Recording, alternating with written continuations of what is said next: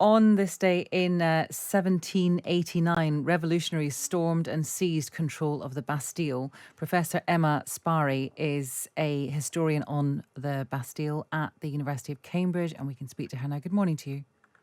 Good morning. I suppose everyone knows the headline, but just explain why this particular event was so significant. Yes, although I must admit it's very hard to, not to be upstaged by the invention of Mario. I think the interesting point about the Bastille was that in a sense, it was really a very odd place to begin something that counted as a major revolution and has often been seen as the start of modern democracy. Because it was just a medieval fortress. It had been around since the Middle Ages.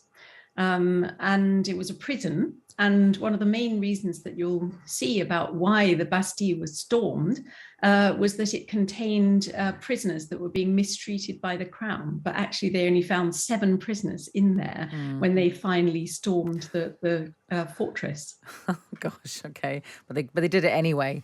They did it anyway, yes, because it was actually full of gunpowder. And they needed the gunpowder to arm the revolutionaries. Right. And what happened after that? It was a case of the whole fortress being overtaken. There's a very long, slow build-up. I mean, there were crowds massing in Paris over several days. And then when finally the governor of the Bastille capitulated and allowed the revolutionaries in, they found only 7 prisoners in the place. They were escorting the governor, whose name was Delaunay, back to the town hall when he was seized by the crowd and he was executed. And his head was paraded around the grounds of the Bastille on a pike staff. Goodness me. The way that the French celebrate, mark this event is really interesting because, if there was a kind of similar event in British history, English history, whatever it might be, I don't know whether it would have been celebrated in the same way. Is it fair to say that the French are more accepting of street protest and violent change as this was?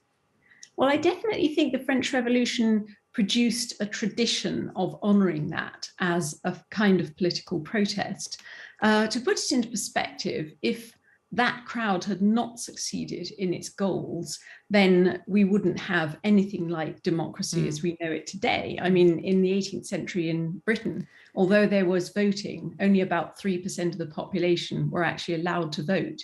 So one thing that the French Revolution did was to set as it were, a standard for widening the franchise enormously, which increased and increased over the 19th century, which is quite an interesting thing. And it was very much attributable to the revolution because that became a model for other political protests elsewhere. Yes. So yes, the French do have a bigger tradition.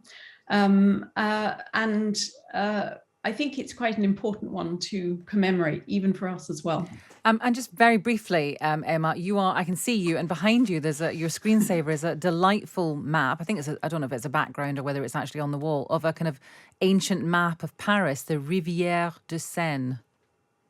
Yes, that's right. Yes, I put this up because otherwise you'd see my plumbing pipe. Okay, that's not the answer I was hoping for. How old is that map? Well, this dates back to about 1700, so it antedates the French Revolution.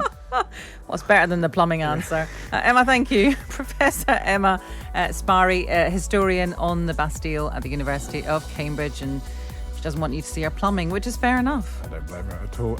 I've got to be honest with you. Most people listening here are fans of subtitles. Yes, they are. We are out of step As yet ever. again. As ever. We use subtitles for American dramas. Don't listen to us, we don't know anything. No, exactly. You can't have radio subtitles anyway, so Yeah. that's why we're not interested in them. Keep your thoughts coming on anything we're talking about. 87222, start your message with the word Times.